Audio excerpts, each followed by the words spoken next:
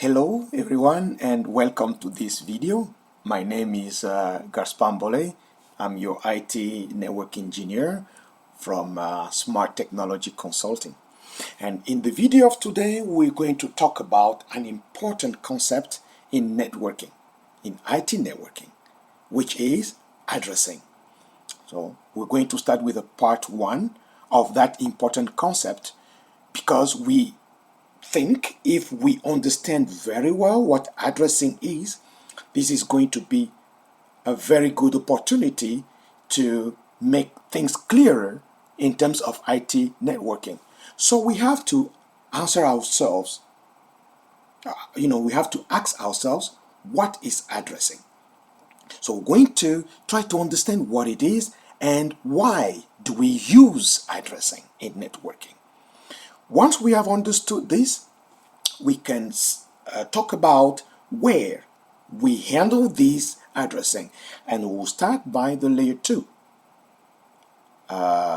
If you recall the OSI model, we will talk about the addresses that we handle at the layer 2 of that model and the devices that manages addresses at that level.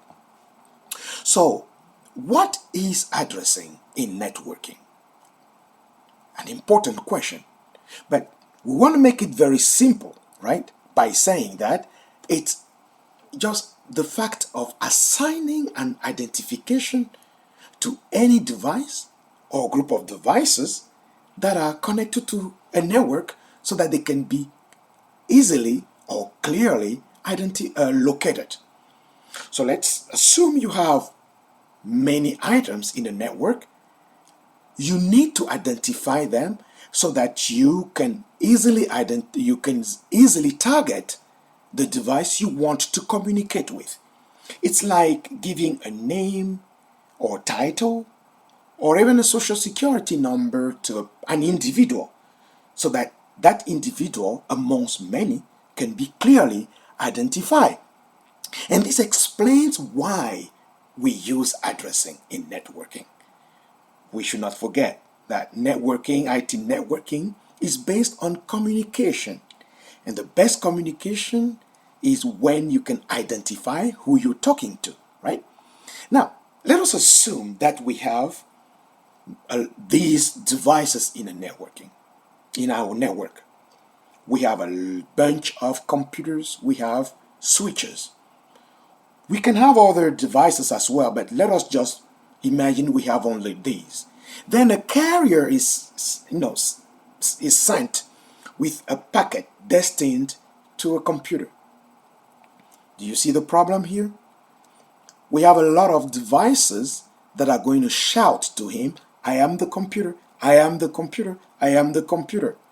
The other ones are going to shout, I am the switch, I am the switch. But it will say, well, I was not sent to deliver this to a switch, but to a computer. But the problem is, which one?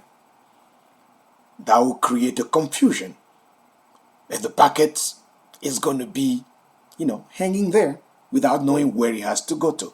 That's why we have to clearly identify which amongst these computers should receive this packet. And we do this by giving each of them an identification. And as you can see, packets arrive at the physical layer. So right above that, we should be able to identify who should receive those signals. That's why the layer 2, which is above the physical layer, should have the mechanism of identifying devices that are members of the network. That's why we do layer 2 addressing, layer 2 identification. And that's what we call the MAC addressing, right? And because this is a physical address, we call it existential identification, right? That's a term that we came out with to make it a little easier to understand, right? Why do we mean existential? It's because you need to recall that a device is connected to a network through its interface card, through its network interface card. And it's a module that is part of the components that make a computer. And that module will be built by a manufacturer. So the manufacturer, the company that builds that device, should give it an identification. That is what we call it, a physical identification, right? And MAC stands here by Media Access Controller. That's another way of calling the network interface card. And this identification is made of 12 numbers, which are hexadecimals. You know, hexadecimals, they go from 0 to a representation of 15, which is F, right? Because it's 0, 1, 2, and so on and so on. We can talk about that in another video. And we have, 12 of these numbers. That makes a total of 48 bits to identify this device. The way we want to make it unique, because they must be globally unique to avoid confusion of two devices having the same address. Otherwise, it's going to create some confusion there. So the way we make it unique is that we split this number into two. The 6 first hexadecimals are going to identify the manufacturer among other manufacturers. And the 6 last one are going to be the numbers that the manufacturer will assign to each device it makes. Let's say 3Com has, for example, it has its own identification. And then it's going to use the 6 ones to identify each device it makes. And the MAC address is going to be the combination of 3Com's identification and the number it gives to the device it has created. That makes 12 hexadecimals, right? I hope everybody follows me so far. Let us see the representation here. You can see among the 12, we have 6 that are in blue. That will represent the manufacturer. And the 6 others that are in pink representing the device. And an example, you have it there. And if you want to see, if you have a MAC address and want to see who made that device that has that MAC address, you can go to the links that we have there. And the frame that we have above explains why we need these MAC addresses. Because this is what goes across the network, the Ethernet frame. You can clearly identify the source MAC address and the destination MAC address. Because in a communication, the two entities must be clearly identified so that they know that they're talking to each other. That way, communication is going to make sense. And you can understand here that this being the layer 2 MAC addresses, we need devices that are specialized in managing these addresses. That's the job of the switch.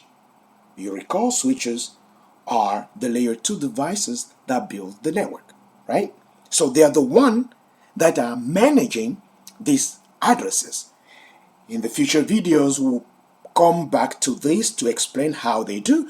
But the most important thing here is that you can display the content of the database where the switch stores these MAC addresses by using the show MAC address table. Therefore, you can see which MAC address has been learned through which interface and how. Because these addresses can be learned by the switch statically if the administrator put them down there, or dynamically if it receives a packet and inspects it to see that on this interface I have somebody there who has this address, so I'll store. So that when I receive a packet destined to this MAC address, I'll know where to send it to. And we can tailor, the display of what we want to see using, the options that we have there. So these are elements that we want to share on this first part of addressing. We'll come with additional videos to talk about the other levels of addressing, and most especially the kind of calculations that can help us understand some numbers that we can have in addressing. So if you have some questions, please let us know. You can put the comments so that we can come back and provide explanations. And if you have a comment to share, we'll be very happy to read from you. And please do not forget to subscribe to this channel so that you can follow along with all the videos that we are putting online, and share your knowledge too, because we have to learn from each other. The goal here is to be smart together. See you in the next video. Bye-bye.